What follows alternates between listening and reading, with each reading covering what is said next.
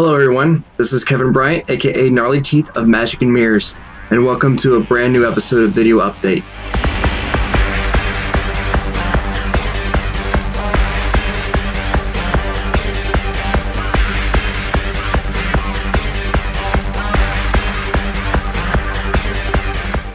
So now I want to talk about some of the new enemies that you'll encounter in Act 2.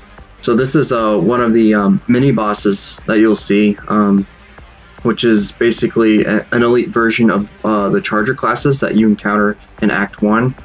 And it's very much inspired like a centipede or whatever.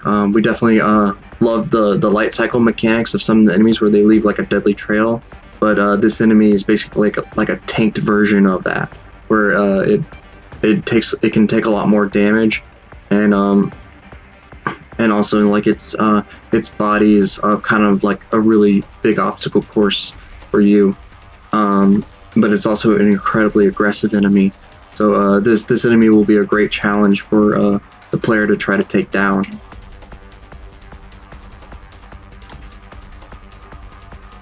Here's the last screenshot of this enemy type that we're going to show you guys. And now we're going to show you another enemy type. So this right here is the Elite Gunner.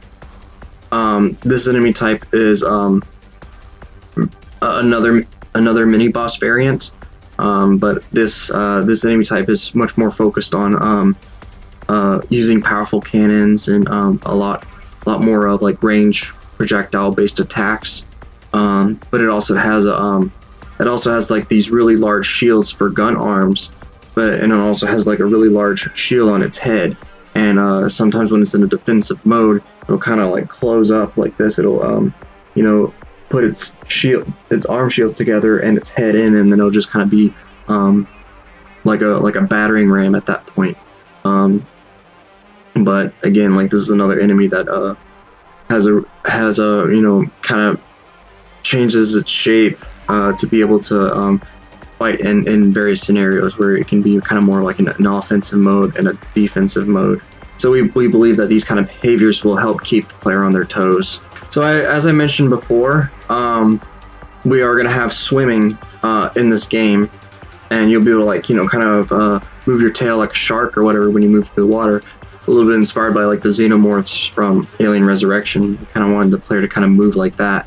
But we also want to be able to have some enemies underwater.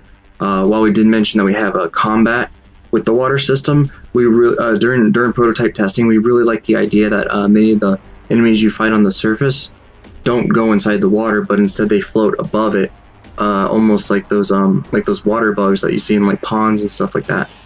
So they'll still fight you, but they only stay up on the surface. And then, but we'll also have enemy types that will that can swim underwater, and so you can only really fight them by going down in the water. And like all the enemy types that we design, we want to make sure that they have a very awesome readable silhouette from not only the front and side view, but also the top-down view. Because we have the Omnifire switch mode, we want to be able to tell what enemy's what, even from a top-down view. So here's another enemy type that you encounter when underwater. This is a much bigger one, and this is going to be one of those enemies that you really don't want to see underwater. We wanted these kind of enemy types to be some of the nightmare fuel that this game has to offer. And finally, this is the last enemy type that we're going to tease. This is going to be a little bit of a boss that you're going to fight at the very end of the act. This is only a model render. We don't have an in-engine render of this enemy type yet, but I can tell it's pretty wicked looking. And pretty scary, and might look like a pretty insane challenge for you players. So please look forward to fighting this guy. So real quickly before I start talking about the vehicles, is I want to talk a little bit more about some of the weapons that you encounter if you played a lot of the endurance mode, like the swords, for example, and some of the other weapons will actually make their way into the campaign for the first time. So you'll actually get to use these really cool swords in the single player mode, which will be really exciting. The swords are very fun to use if you got to unlock them in endurance. They can deflect rockets. They dramatically increase the range of your melee attacks, and they're just super deadly, and they just look really cool. Like, we put a lot of detail in the handles and stuff like that to make we didn't want the handle design to look like it could be held by normal hands. It had to be held by the Hands of Aphelion, because it's just not ergonomic for organic hands to be using. And some of the other weapons, like the hammerhead, the gun that fires in different directions, that fires sideways and forward. Again, a weapon like that wouldn't work in a realistic shooter, but this is Nelo, heavily inspired by fast-paced bullet hell games, so we can get away with things like that. But yeah, weapons like that will make their way into Act 2. Anyway, now let's move on to vehicles. Alright, so the next thing I want to show you guys are some of the new vehicles that you get to be able to pilot in this game, and also some of the older vehicles that you can pilot in Act 1 that have a new twist applied to them. And this, I'm actually talking about the stationary gun turret from the White Blazar mission. You'll actually have a version of this turret that you'll be able to not really be necessarily stationary, but you'll be able to use the Hands of Aphelion to grab the turret and place it in different spots, so you can basically pilot it. And we'll explain how that works more for specific gameplay scenarios when the time comes. So the next vehicle we want to show you guys, we're only going to show screenshots though, is this is the mech suit that you'll be able to pilot in Act 2. So the suit, we want it to be kind of a contrast of Nelo's Quasar suit and the Hands of Aphelion and all that stuff. But this is like kind of a much older piece of Tono Gian technology, and we want it to look kind of clunky and archaic compared to the sleek suit that Nelo wears to move incredibly fast. So this suit has 4 giant hands, which allows it to wield kind of like how your Hands of Aphelion wields 4 different guns, but it'll wield basically 4 different really big guns. So you'll have this, while you really don't have any good mobility like you do as a Zenith Warrior in the Quasar suit, you'll have a lot of armor and firepower with this vehicle, so it's going to be a very different feel. This mech suit is actually pretty large, so you'll almost feel like a giant robot dinosaur or whatever, squashing your little enemies like bugs. So we wanted this very much a tank-like feel with this vehicle for sure. As you can tell, we put a lot of detail in this design. You know, you can tell with like all the little moving parts that you see in its feet. Every little armor plate has bolts and scratches and little you know, caps and all this. There's really awesome detail. We definitely spent a lot of time on these models to make sure they look really cool. So the last vehicle we're going to show you guys, again, we're not going to show actual gameplay, but we're just showing screenshots. Now we have actually teased a little bit of gameplay of you piloting this vehicle right here, the Starfighter, in our Kickstarter video a couple of years ago. Of course, that video, it was kind of much earlier in development, and we've made a lot of polish to it since, but we're not ready to show you guys. But anyway, this is a very fun vehicle for us to design. Again, we want to make sure like this thing looks cool at every angle. So when we model it and design it, well, we definitely take a lot of pictures and really analyze of how the thing looks at different angles. We wanted this thing to look, you know, very much not really alien, but more like an anime jet or whatever, and but still feel like, you know, super high tech, very mecha, but also really cool, and still have that sleek Tono Gian look, much like the your Quasar suit has. And we also even took a screenshot of just kind of like a mood shot to kind of capture how the dogfights will feel in terms of epicness, to kind of show you know, the scale of everything. You'll be able to get to fly around the White Blazar and other like Tono Gian battle cruisers and things like that, and really get a sense of size of everything. Things will be really chaotic and cool, and it'll be one of the things that will be, make the game very refreshing and feel continue to kind of keep you excited, keep you on the edge of your seat. We're definitely excited to introduce more vehicles and more diversity of vehicles in Act 2. So the last thing I want to share with you guys is some of the new characters that you will encounter when playing it through Act 2.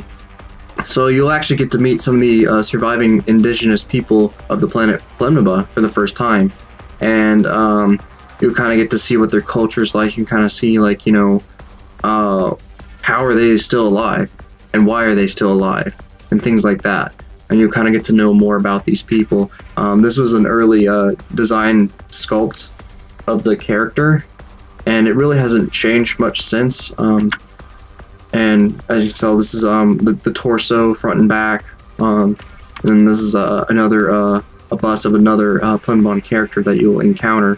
But you won't see them just, you know, wearing nothing like this. They're going to be wearing clothes. They're going to be wearing armor and things like that. But unlike the Tono Gians, even though they generally do look very reptilian, they're showing a lot more skin. They show their faces. They have kind of more like a more humane qualities that the Tono Gians don't have, and you'll get to kind of see that. So along with that, this is kind of an example of what their armor designs look like. The look of these people's armor and their weapons and things like that, even though they're modern in terms of the technological level, they're heavily inspired by Mesoamerican warriors and things like that. And we wanted this guy to almost look like a king or a chieftain. His armor is made of modern materials like steel, carbon fiber, fabrics, leather, things like that. You know, much like you would see on a modern soldier, but the design is very reminiscent to, like, it almost looks like it's made of jade and obsidian and gold and things like that, even though it's not. But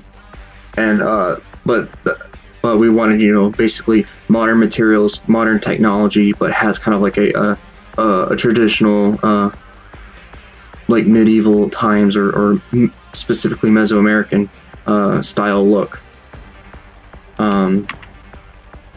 So here's a much closer picture of kind of the armor details that you can see. So not only it has like this really cool, intricate little gold beads and things like that. Everything's kind of like, you know, welded onto the armor, but also has, you can see there's a lot of dirt and scratches and things like that. That these guys have been, you know, fighting against the Nightsithe invaders for a really long time, and you can kind of see like their perspective of all this conflict. A lot of intricate details in his boot armor. His tail has really cool plates on them. His back, again, a lot of really neat looking details. Just looks really insane. And his boots. We really wanted like the boots to almost be reminiscent to the feet of the stairs of some of the Mayan pyramids that depict the feathered serpent god Kukulkan, and we were hugely inspired by that look. So we actually put something like that on his boots. So again, this guy he's really serious about his stuff. And finally, you know, here's a shot of his loincloth. Again, we wanted these materials and patterns to be made with modern technology, but still be reminiscent to a more like ancient culture. And that this idea actually gets explained in the lore, like the more you kind of learn about these people. So I hope you like everything you see so far. Again, we don't have any videos or gameplay footages of this stuff for now, but we just kind of want to show you screenshots and just show you some of the new things that you will see and interact with in Act 2 when it's ready for you guys. So thank you for being patient, everyone, and be sure to look forward to when we do release this stuff, and also when we release the Act 3 content, and that's the day that we go 1.0 vanilla release. But again, we're taking everything kind of one step at a time. So everybody, thank you for the support. Thank you everyone who attended PAX. Just thank you for following us and cheering us on. So yeah, we love you guys.